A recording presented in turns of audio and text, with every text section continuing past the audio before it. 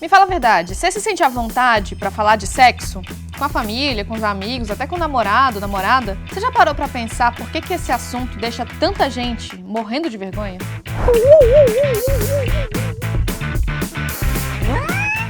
Oiê, eu sou Carol Prado, jornalista do G1. Eu sempre fico me fazendo essa pergunta. Se o sexo é uma coisa natural, biológica... Vamos combinar, todo mundo aqui sabe que não nasceu da cegonha, né?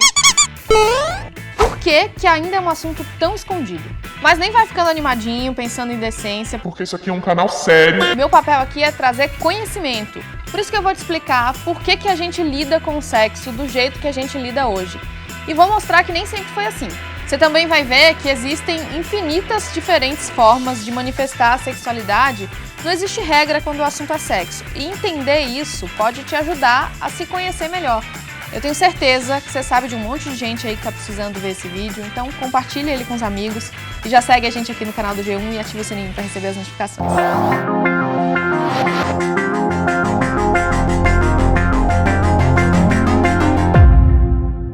Bom, eu falei que eu ia trazer conhecimento aqui, então vamos lá. Segundo o filósofo francês Michel Foucault, em seu livro História da Sexualidade, as práticas sexuais eram mais livres e abertas até meados do século XVII. Depois disso, uma série de eventos históricos trancafiaram o sexo entre quatro paredes. Ok, vamos parar com essa aulinha. O que aconteceu foi o seguinte. Não é que na Antiguidade e na Idade Média a pegação rolava solta e era todo mundo moderninho, não é isso. O que os historiadores contam é que em algumas civilizações nessas épocas, a moral em relação ao sexo era um pouco mais flexível. No Antigo Egito, por exemplo, tem pesquisas que mostram que a palavra virgem nem existia no vocabulário, porque a virgindade não fazia sentido para eles. As mulheres podiam ter relações sexuais antes do casamento e dava até para rolar um casamento temporário, tipo um teste para ver se o casal dava certo, aí se não desse, eles se separavam. Seria bom ter isso hoje em dia também, né?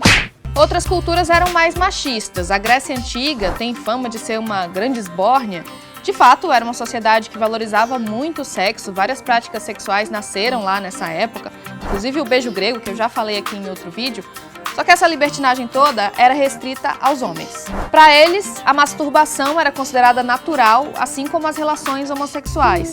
Já as mulheres eram vistas como subservientes, feitas para dar prazer ao homem. A elas eram delegados os papéis de esposa, de serviçal ou de prostituta. Na Europa da Idade Média, os povos bárbaros eram bem apegados aos cultos de fertilidade e por isso que o sexo era parte importante das festas e dos rituais nas épocas de colheita e de plantio. Essa era uma tradição passada de geração em geração e em alguns ambientes as pessoas andavam nuas e homens e mulheres tomavam banho juntos. Mas o que, afinal, acabou aí com essa libidinagem toda? Bom, entre os séculos XVI e XVIII, a Europa viveu uma grande transformação social. O capitalismo começou a surgir e se fortaleceu a ideia de família conjugal e de um lar onde o sexo acontecia sempre de forma privada, entre quatro paredes.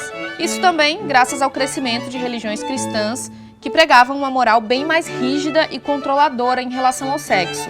No século XIX, o puritanismo, uma concepção mais radical da fé cristã, levou essa repressão ao máximo.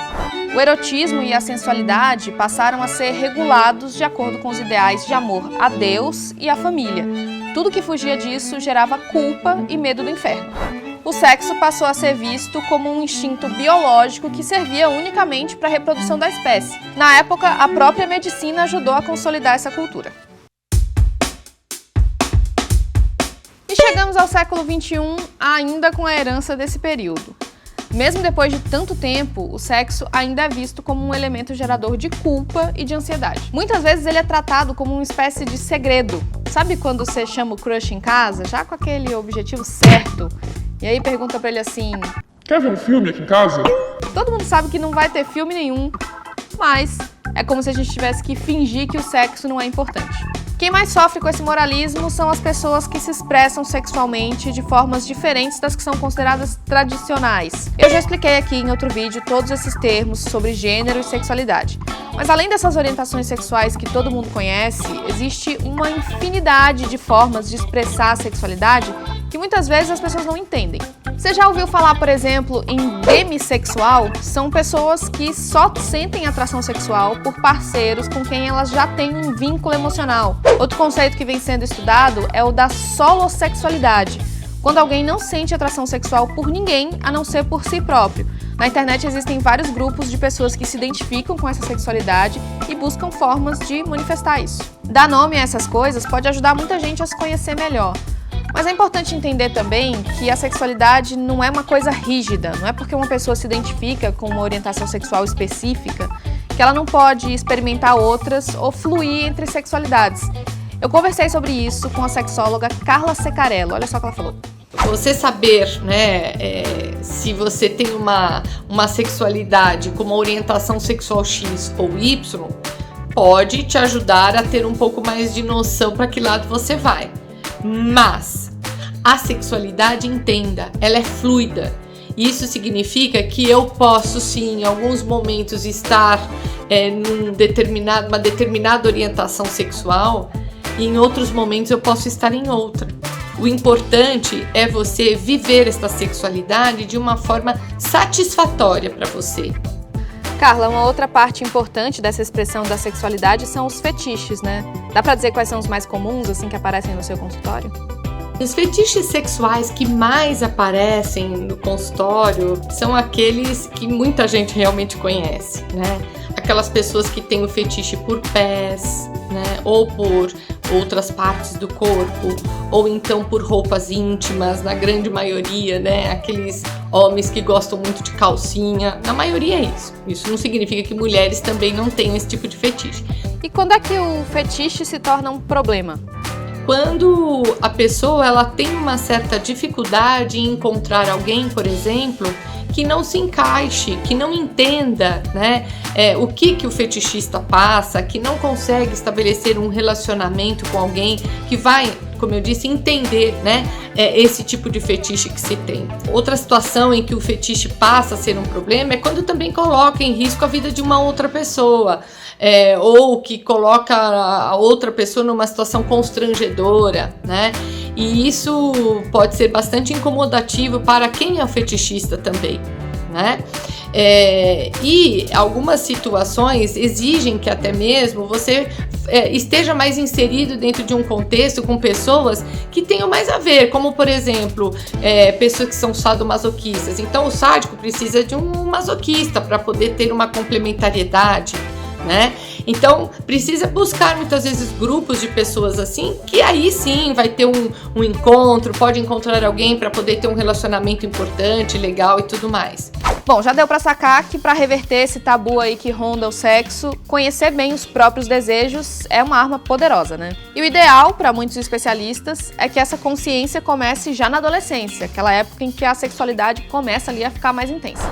Uma pesquisa do Instituto Datafolha, feita lá em 2019, mostrou que 54% dos brasileiros eram a favor da educação sexual nas escolas. Mesmo assim, esse assunto ainda é bem difícil de ser discutido aqui no Brasil. Não existe uma lei que determine que esse tema seja debatido nas salas de aula. E muitas vezes fatores culturais, políticos e religiosos acabam interferindo na hora de esclarecer questões sobre sexo para as pessoas mais jovens. Eu falei desse assunto com a Ivana Marques, que é bióloga e educadora em sexualidade. Ela acredita que discutir esse tema desde cedo pode fazer toda a diferença para uma vida adulta mais feliz e saudável sexualmente. Como educadora em sexualidade, eu acredito que desde pequenininho, se a educação em sexualidade for presente na vida dessa criança e depois na adolescência, principalmente na puberdade e adolescência, onde o nosso corpo começa a mostrar pra gente esse poder de prazer que ele pode nos dar, né? É onde a gente vai começar a formação do ser. E a sexualidade está envolvida em tudo isso. E conhecer o nosso corpo, não só a fisiologia, né? Aparelho reprodutor masculino, feminino, a parte biológica, mas as nossas emoções. E ter um espaço nessa fase tão difícil que é a adolescência e a puberdade, para discutir, para se informar, né? Para poder se questionar e poder conhecer como esse indivíduo funciona, como esse corpo funciona. Essa autonomia do conhecimento do nosso corpo, dos nossos sentimentos, de como a gente deseja o outro, como vai se desenrolar a nossa orientação sexual, como que me relaciono com as pessoas, né? Me amar, me gostar, para poder ter uma vida sexual adulta feliz e prazerosa.